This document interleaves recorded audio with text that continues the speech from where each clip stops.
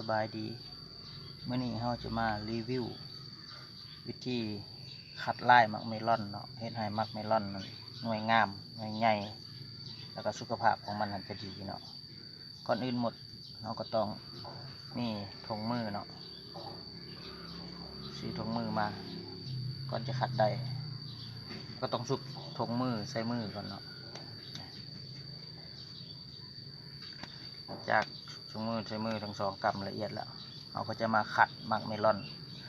ให้มักเมลอนนั้นมีสุขภาพดีมักเมลอนที่เราจะขัดตอนเรายังบ่ทันขัดจะสังเกตเห็นเนาะลายมันจะเป็นแดง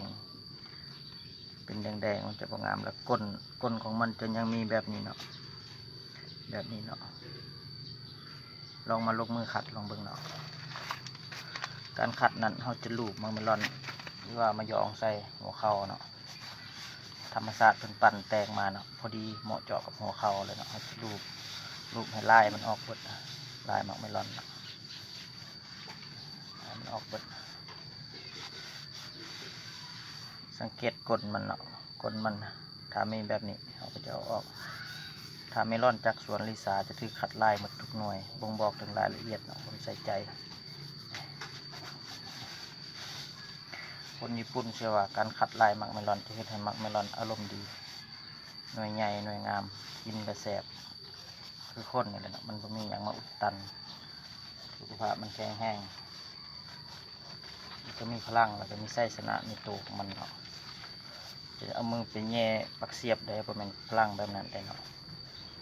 อันนี้หมายถึงความแข็งแกร่งของมันเนาะให้ได้สุขภาพอารมณ์ดีเนาะอาจจะหลอกเลียนแบบมาจากฟาร์มญี่ปุ่นเขาเชื่อว่าสวนลิสาเขานี่น่าจะเป็นฟาร์มเดียวที่เฮ็ดแบบนี้ที่ใส่ใจรายละเอียดเพื่อให้เมลอนออกมาเป็นพรีเมียมแบบนี้ ฟาร์มอื่นเขาบ่น่าจะเฮ็ดพันธุ์นี้ชูบาริเนาะอาจารย์นี่มันก็จะขัดแบบเดียวกันแล้วมาจะสังเกตเห็นเนาะลายของมันทุกเส้นทุกลายอยู่ในหน่วยมันจะถูกขัดเธอละเส้นเธอละห้อยเพื่อบ่งบอกถึงความละเอียดของมันเนาะ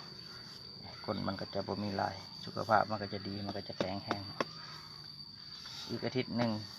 ก็เริ่มเปลี่ยนถา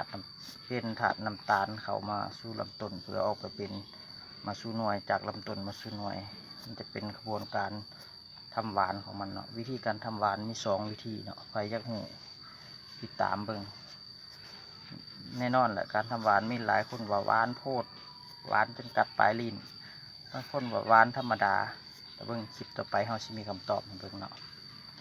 ขอบใจติดตามคลิปต่อไปเด้อ